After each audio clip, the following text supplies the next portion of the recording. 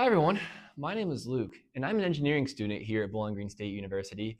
And today we're here to talk to the president. President Rogers will be giving the keynote speech at the ABET Symposium. I'm so excited to talk with President Rogers today about lifelong learning. Let's head out into his office. Let's go. Come in. President Rogers, hello. Luke, how are you? Good. Great to have you here. Yeah, Have a seat. Yeah, BGSU and ABET, they both love the color orange, but they also share a common mission of providing quality education. With BGSU's focus on high standards, what role do you think organizations like ABET help play in supporting universities and helping students like me succeed? Obviously, the color orange is just amazing. Organizations like ABET are absolutely essential in higher ed, making sure that we've got high quality curriculum, that our faculty are well prepared to teach, and that the students are prepared to be successful in their careers. Having ABET accreditation is certainly important to Bowling Green, but it's most important to the graduates of Bowling Green. For sure, yeah, it'll set you up for success in the future. The 2025 ABET Symposium theme this year is Endless Discovery, Navigating the Path of Lifelong Learning, which focuses on helping people keep learning throughout the different stages of life. Why is this idea of continuous learning meaningful to you? When you really think about higher ed, our job is to lay an additional layer of foundation to prepare our students for success long term. So they'll have great careers, but great lives as well. And I had an alum a few years ago. He's very successful in his field, but his advice to students was, you've got to reinvent yourself about every 10 years. And I probed him on that. And his comment was, the world is constantly shifting and changing. So if you don't have a mindset about how are you reinventing yourself, how are you not relearning about the world around you? How are you not learning about new approaches, new technologies, new strategies? You're going to be left behind because the world is moving forward. And so this idea of lifelong learning is to intentionally help students as they graduate from a university, that they are prepared to stay on that path of reinventing themselves continuously. As the keynote speaker for this year's symposium, you're kicking off big conversations about lifelong learning, as you mentioned. What's one message you hope will really resonate with everyone attending the symposium? In higher ed for quite a few years at a variety of different institutions. I've been in this role as president of Bowling Green for 7 years now, going on 8. And something that has always kind of bugged me about higher education has been, we all talk about preparing students for lifelong learning. But if we really reflect and think about what we actually do, I would really push us to say, are we doing all that we could do to intentionally prepare students for lifelong learning? Or are we doing it more passively? So my challenge to faculty and staff here at Bowling Green, and to as many people as I can talk to, is intentionality. What are we doing that is actually preparing students to have a sense of curiosity, to constantly be thinking about how do they learn more and more? And are we truly teaching them to learn, or are we simply teaching them some skills and competencies that are appropriate for today? I liked how you mentioned the big thing about just being intentional about it. It's one thing to say it, but then for the universities and faculty to actually go out there and do it and find ways, like it might be out of their comfort zone to put that into effect. It's so true, because sometimes we as faculty have to admit we don't know. Yeah. Right? And so this idea of being more open and free to have discovery-based learning going on in our labs and in our courses, that's part of demonstrating lifelong learning. Yeah. It's based intentionality and curiosity. Yeah, and that's what's so great about lifelong learning in a university setting is, like, it's not just the students, like you mentioned, it's the faculty, it's the staff, it's everyone in the community. Everyone's going to continue to learn, and just setting up that environment here at BGSU is And you've done great. several research projects. You're a second-year student here at Bowling Green, but you've done 2 so far. Yes. With a faculty member. Yes. And it's working with them on a research project and the student.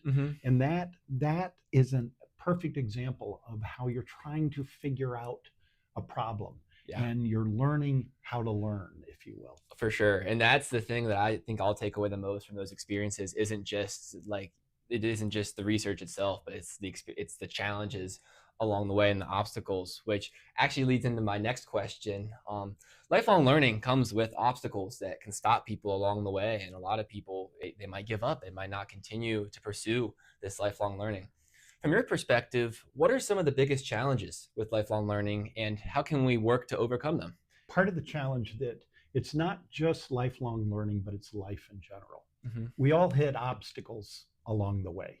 There's bumps in the road. And at times, I think we've got to make sure we're reminding our students there are obstacles, there are bumps in the road. Mm-hmm. It's how you react to that. How do you pivot? How do you adjust? And to intentionally prepare students to have a framework to navigate obstacles is key. I read a lot of the Stoic philosophers, this idea of the obstacle becomes the way. When you find an obstacle, how do you begin to think of it not as an obstacle, but as an opportunity to creatively figure out how do I leverage that obstacle that's going to move my learning forward? I use it as a leverage point of where I want to head within my own career and life. So empowering students to realize they are empowered to pivot, to adjust, to prototype, to try things is absolutely a key part of lifelong learning. One of the things that I love so much about BGSU is, again, with the opportunities that the university provides, there are going to be obstacles along the way. And I feel like that's one of the most important things that I've learned throughout various opportunities is that it's not going to be easy all the time. You're going to overcome obstacles, but without those obstacles, you can't grow and you can't experience that sense of learning. So looking back on your career, like you just mentioned, I believe this week actually is just 7 years of being the president here at BGSU, and you've had a lot of different experiences. Is there a particular experience that shaped your own commitment to lifelong learning?